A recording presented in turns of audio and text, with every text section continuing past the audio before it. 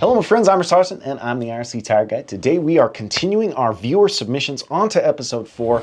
The first 3 episodes have been awesome. I appreciate everyone sending in their videos. We've had some great submissions and I'm excited to move on to this episode. Let's jump right into it with an entry from Bryce Alonso. This is an RM250 hitting a big log. Here we go.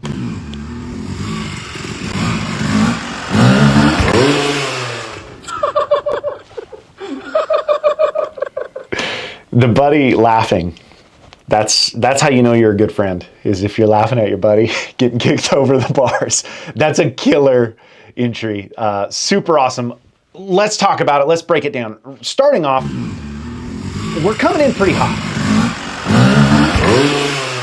The speed of your entry, I would say, you might want to slow that down just a little bit. Now, that's going to be a big piece of this, right? I mean, if you're going too fast, the faster you go, the more suspension compression and rebound you're going to get. Rebound always happens. And the faster you go and the more uncomfortable you are with whatever obstacle, the more you're going to get kicked. And it's kind of funny. A lot of times when riders are hitting an obstacle they're unsure of, they try to get it over with. They almost don't even know they're coming in that fast. And yeah, slowing the speed down just a little will make a difference. But there's a lot of little things that we can do here. Now, looking at this log, we're going to go right up to when your front tire hits it here. Okay, looking at the size of this log and kind of the angle of the log, it almost looks like you could hit it kind of like a jump. It's not super sharp. It's a 20-inch log, but it's not like completely undercut. It almost looks like a little bit of a ramp.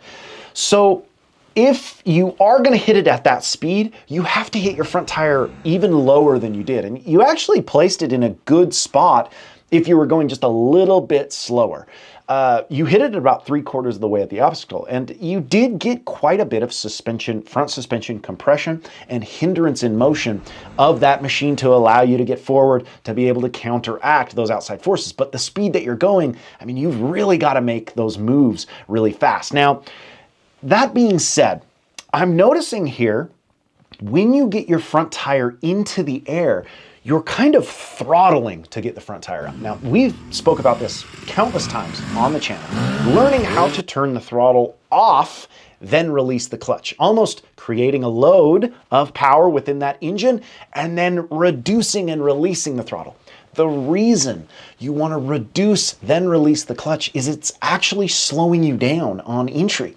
If you're throttling, I mean, you're already going pretty fast. If you're throttling to get the front tire into the air, you're increasing your speed.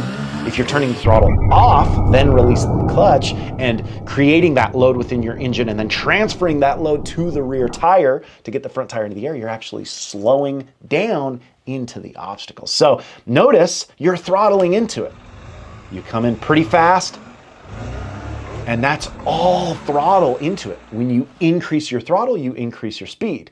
If you can learn how to reduce the throttle and release the clutch, that's going to get your front tire into the air more efficiently, but also slow your entry into the log. Now, that being said, there's a couple things we could do with body position as well. If you notice here, and again, I'm kind of judging this off of a 10-second clip. If you notice here, when your front tire hits, you're almost dropping a little bit into the bike. It's almost like you're trying to absorb this big log. I see so many riders move up and down rather than back and forth in counteraction. Up and down, you have significantly less movement because you're basically hindered by your own inseam than you do if you move back and forth. So notice your front tire hits, you kind of drop just a little bit. You get your head forward, not quite forward enough. But that being said, as soon as the rear tire hits, we get a big suspension compression and rebound. As that rebound happens, you drop directly down instead of hinging those hips back as far as you can. And you're actually even knees forward after that rebound happens, and you're dropping directly down. If you notice, when I get a big hit on a log, I drop my hips all the way back to the rear fender. You're dropping them straight down, which diminishes the amount of counteraction you can put in to slow that front tire drop. The rebound goes basically directly into your body and kicks you up and over the bars. Sweet dismount though. You almost went for the heel clicker dismount. Looks like you're okay. And hats off to your buddy for that right there. That's how you know you got a good friend. Yes, I would say first, come in a little bit slower if you're a little bit uncomfortable with the obstacle. Second, learn how to create the load of power before you lift that front tire into the air. Reduce the throttle, release the clutch. That will slow your entry into the log. Make sure you're driving that front tire hard into the log and allowing you to get forward, straightening your knees, and then dropping the hips completely back. Rather than moving up and down, you're moving back and forth. That creates more counteraction in those outside forces, which in this situation is the kick of the log. Nice job. That's a killer video. Yeah. You know, little things can make such a huge difference in that situation. Let's move forward. We've got an entry from Mitchell J. Young. This is a beta wheelie. Here we go. Couple beta wheelies. Here we go. Okay. I think a lot of you have probably experienced that right there. And we'll talk about exactly what we can do. This is a third version. That's a lot better. And then we pivot there. Okay, so let's talk about that. First off, just watching the first bit here, again, we spoke about this in an earlier episode. The closer your body is to the bike, so notice your head is super close to the bars. The closer your head, your upper body gets to the bike, the steeper the balance zone is. And watching those first two, you're not quite in the balance zone. When you get the front tire into the air, the further you hang off of the back of the bike, the lower the front tire will be in the balance zone. You're basically using your own body as a counterweight, but also it makes the balance zone wider when you're hanging further back. So I would make sure to straighten the arms just a little bit more. That will put you in the balance zone as high as your front tire is. I hope that makes sense. Now, the other thing that I'm seeing here is you're trying to initiate basically a circle wheelie. You're essentially leaning here. And especially on that second one, notice you're almost leaning in. If you lean to try to initiate the circle wheelie, you're going to tip over. A common misconception is thinking that these pivot turns, circle wheelies, all of those little kind of trick riding, also switchbacks, a lot of guys think that you need to lean in to make the bike turn, and there's actually no lean happening. What initiates the turn is the stationary point. That stationary point is your foot. So it's just like if you're in a canoe and you put your paddle into the water, it starts turning in the direction that you put the paddle, right? Your leg is essentially the paddle. You're dragging the leg and creating friction, and the bike starts to turn around your leg. So in this situation, you're kind of leaning. You got better on the third one, where you actually hit the balance point. You're hanging a little more off the bike. You're in that balance point, but right at the end, you plant your foot. Now, this is the key piece. If you're dragging your foot on the ground, that will help initiate that turn. But if you plant your foot, obviously your body stops and the bike keeps going. So if you notice, during a circle wheelie, my butt's on the seat the whole time. In this situation, you plant your foot here and then the bike goes away from you. So you have to be gentle with the touch on the ground or the bike will run. The bike's going to continue forward. So the bike will kind of run away from you. So learning how to keep the butt on the seat and be gentle with that touch on the ground will initiate that circle wheelie. The harder you press on the ground, the sharper the pivot will be. Keep the bike straight up and down. Hang a little bit more. That will widen your balance zone. Try to get the front tire up as quickly as possible. The quicker you get into that balance zone, the easier it is to maintain balance. Really good though, man. Super, super solid. Let's move on. All right, we've got an entry from Reese Corbett. This is a Yamaha. He's actually sent in two clips. He's got the Yamaha 450 here doing the Unstuck technique, and then he's got a little trials clip as well. So let's break down the Unstuck first.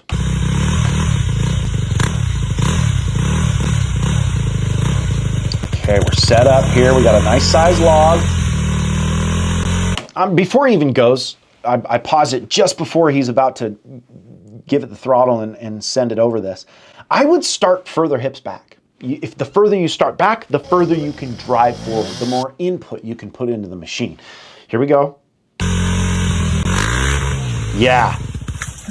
Okay. So notice the way that you drove your weight. You did a lot of upper body, and that's what I see a lot of is, see that you kind of threw your upper body forward and there wasn't a lot that happened on the bottom half.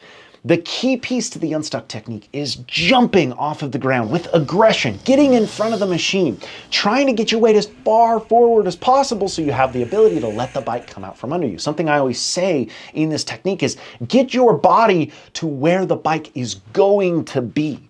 So you've got to get your body essentially all the way up this little obstacle. Get your head all the way forward, way in front of the bike. Then you release the clutch, letting that bike come out from under you and over the obstacle. You can see there, you didn't really initiate much drive. You kind of stayed on the seat the whole time. If you stay on the seat, as soon as that rear tire hits, there's always rebound, and that rebound, boom, kicks you forward. So, and also, I hear, just real quickly, I hear a buddy in the background laughing just a little bit. So that's always good. We got another buddy in the background filming, getting a good laugh in. Good practice. I like it. More aggression. Jump off the ground. Isolate your right leg. Jump above the bike. Get all the way forward before you release that clutch. Then you have the ability to drive the hips back as the rear tire goes up the obstacle. Now he sent in another here. Little trials action. Nice. Okay, that was actually really good. This is a good little double blip, almost a jab zap up and over this obstacle. Let's watch it one more time. Nice. You held good pressure on top, a nice distinct 2 blips. One thing I will say is watching your body right in the beginning, when you initiate that first lift, the clutch up part of the double blip, getting the front tire into the air is almost the most important part of your obstacle approach. The more efficient you can be with your lift, the more precise you can be with your lift, the better the front tire placement will be, the better the hindrance and motion will be to allow you to get forward. There's so many little things that are happening just within that lift. And noticing here, notice how you lift. You get your front tire up.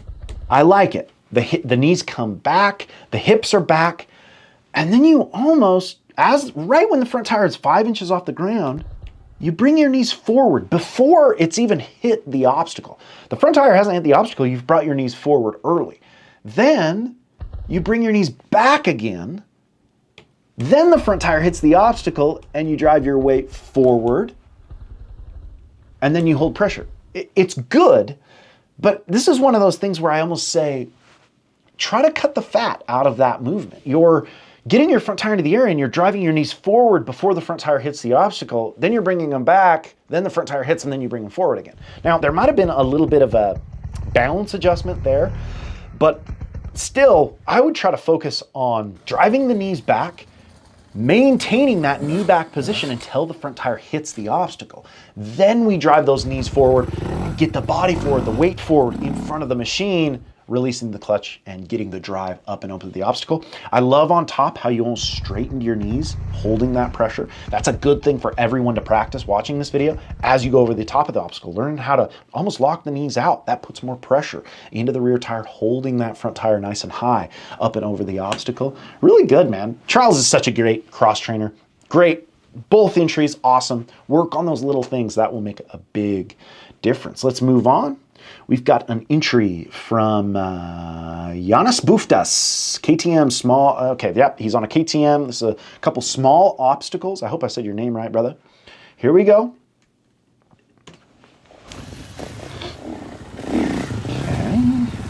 Okay, yeah, let's just pause it right there. Before he even hits this next little obstacle he's got, I want you to notice the body position here. Now, do you guys remember in the first clip of, what was it, Ryan? Who was the first guy who sent in a clip? Yeah, oh no, Bryce. Bryce on the RM. I said, I'm judging the way that you ride off of a 10-second clip. This is kind of what I'm thinking Bryce's body position looks like when he's just riding around. Now, some of you might be like, oh, that's not bad, but there's a couple things that you can do that it makes such a difference in your ability to counteract outside forces, whether that's an obstacle or the engine of the machine, right? Learning how to move in front, being in front of the machine at all times. So you're initiating instead of reacting is such a key piece. His body position here, notice his knees are a little bit forward. The chest is very up. He's very straight up and down on the bike. Something I'll say is learn how to pull, when you're just riding around, learn how to pull the knees back behind the toes and bring the abs to parallel with the seat. We want to be in that kind of ready position where our back is flat and straight. Our hips are hinged. Our knees are back behind the toes. Now here we go. He's going to hit an obstacle here. Yeah, and you can see, notice in this one too, same thing, log. There's a couple things that happen. When you're in that position, it puts you in a place to only be able to move up and down when you get that suspension compression rather than back and forth. So many riders think that the absorption of obstacles comes from your knees moving up and down, when it's in reality, it comes from your hips moving back and forth. The more movement back and forth you can get, the more counteraction you have. Once again, you can only move so far up and down because you're hindered by your own inseam. The more you can move back and forth, that creates so much more space in front of outside forces. So as soon as his front tire hits, his knees go forward, and then the rear tire hits. So notice his knees are forward. His head is pretty much directly above the bars, where if you look at me, my knees are back. My head is completely in front of the bars. And then the rear tire hits. Once again, when the rear tire hits, there is always rebound. If you're not in the right position to counteract that rebound, it's still going to happen. And it's going to kick you in one direction or the other. The rebound happens, and look, his hips drop directly down, just like we were talking about with the RM clip over that log. His hips drop directly down, and then there's a little bit of rebound left that stands him back up onto the bike. Any harder, and it would have stood him straight over the front, like it did to Bryce on the RM. So this is what I'm talking about. Making sure you're learning how to keep those hips back, keep the knees behind the toes, and learn the back and forth counteraction rather than up and down. Notice on the log here, same position on the entry. Knees are forward. He's trying to preload, but the preload is very up and down with his movement. He pulls his knees back a little to kind of lighten that front tire, but the thing is he's putting all of his weight almost over the front tire, especially as the knees come forward. It puts all the weight on the front tire, and it almost makes the bike a little bit unstable. And that's what happens. The front tire hits, it kind of kicks him off. The front tire goes to the left, his body goes to the right. He's out of balance a little bit. Now you're out of balance and you're not in the best position. You're moving up and down. And again, it kicks you and kind of stands you back up. You were able to hold on to it, but again, the further back you can keep your knees in, the abs parallel to the seat, the back flat, the hips hinged, that position puts you in a better place for the majority of the time on a motorcycle. Now, there's a time and a place where you can bring those knees forward. In everyday riding, when you're just riding around, learning how to keep them back is going to be such a key piece to your overall control on the bike. Good entries. I like it. Keep practicing, Giannis.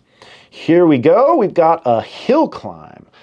We did a little bit of a hill climb in the last episode, but this is from a guy named Brock Allen. This is his son on a Husky doing a little hill climb. Here we go. Yeah. It's honestly very similar to last week's episode where we talked about hill climbs. One of the things that I see a lot of riders do on hill climbs is they sit for too long. It's okay to sit in certain situations, but learning how to float this high above the seat, this is one of those situations where it's okay, in my opinion, to float this high above the seat, bring the knees in front of the toes, keeping that weight in front of the bike, and kind of even keeping the knees wide. And having that knees forward wide position, really pressing through the pegs, will kind of help you maintain the overall balance and control as we go up the obstacle now, or up the hill. Now there's a couple things here. Watching the entry, he kind of comes in and there's almost a little bit of like a G out before the obstacle. That's a situation where I would sit in the G out. You're almost seat bouncing into the hill. You can do that to increase the momentum for the hill climb. So the seated position here is good. And you can see it almost pops him up and he's in the right position briefly. I paused it right where he's in the right position. His knees are forward. He's above the seat because it popped him above the seat. His head is forward. That's where you get on the power and you're using that clutch to actuate the power, keep it up in the pipe. But notice he chops and he sits back down. So just before he goes behind the tree, you can see he's seated. That makes the rear tire hook. You have to chop more, and the front tire starts to come into the air. When the front tire comes into the air, you have to chop. Now you've lost all your momentum in the hill. He got back on it, and it even wheelied more, so he has to completely let off, turn to the left. Good save. Set himself back up, go at it again.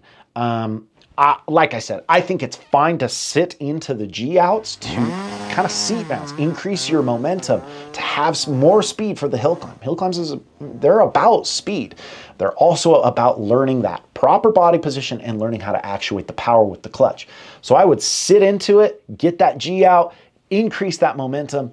Then I would hold the power on full bore, be floating the clutch the whole time, flying that clutch, keeping the bike up in the pipe, staying this high above the seat with my body, keeping the knees forward, driving through the pegs, eyes to the top of the hill, and let that bike sing all the way up. Good entry, buddy. Takes time, takes practice. Thank you guys for sending that one in. The next one, we've got Robert Stanford. Robert's made a lot of comments and stuff on the channel. Appreciate you, Robert. You're the man. This is a YZ splatter. Let's watch. Coming in hot. Okay. Okay. Another stall. Oh, and a loop. Okay. Not bad. Okay. A couple things you can do. First, you're kind of going for this little uphill splatter here. The first two, you stalled it.